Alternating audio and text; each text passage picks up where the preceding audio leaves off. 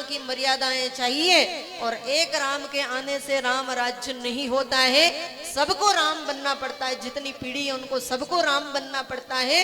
कोई वृद्ध है तो उनको सुमंत बनना पड़ेगा, मंत्री है तो, राजा है तो दशरथ बनना पड़ेगा, और भाई है तो लक्ष्मण भरत शत्रुघ्न बनना पड़ेगा, पत्नी है तो सीता बनना पड़ेगी, माँ है तो कौशल्या बनना पड़ेगा, और वनवास में अगर संत जन है तो भरद्वाज और वाल्मीकि जैसे संत महानुभाव चाहिए, मतंग ऋषि जैसे लोग चाहिए, शबरी माता जैसी भक्ति चाहिए, तब जाकर भगवान श्री राम कहीं आ पाएंगे। और इतना ही नहीं, राम को लाने के लिए, प्रभु श्री राम को लाने के लिए किसी ने बड़ा सुंदर गाया है।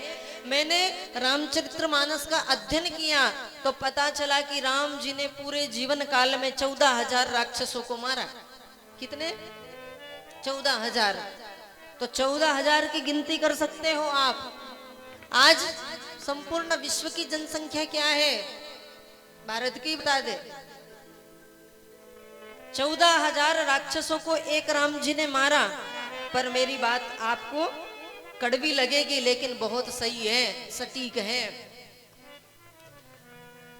कलयुग बैठा मार कुंडली, जाऊं तो कहां जाऊं, अब हर घर में रावण बैठा, इतने राम कहां से लाऊं। कलयुग बैठा मार कुंडली, हर घर में रावण है, हर घर में राक्षस है। उस राक्षस को मारने के लिए अब हर घर में रावण बैठा, इतने राम कहां से लाऊं।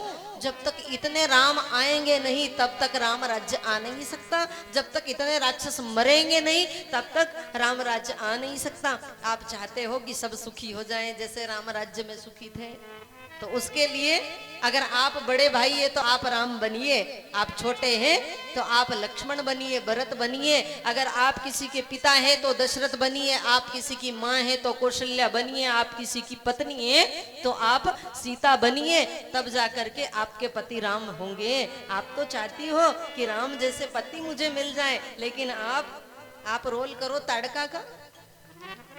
घर में सास और बहू की बिल्कुल नहीं बनती है इनकी।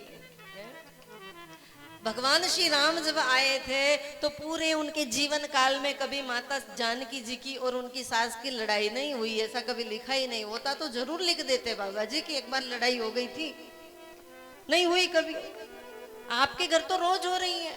फिर आप सोचो कि पति राम बन जाए, माँ सास कौशल्या बन जाए, तो पहले आप सीता बन जाइए। तो आप सीता बनोगी ना तो पूरा घर का वातावरण, क्योंकि इस देश को चलाने के लिए सबसे बड़ी कोई जिम्मेदारी है तो वो मातृशक्ति की है। आज तक ये देश यहाँ पहुंचा है तो इसमें किसका योगदान है? बोले मातृशक्ति का। आइए भगवान की कथा सुनने के लिए हम सब लोग चलेंगे। तो एक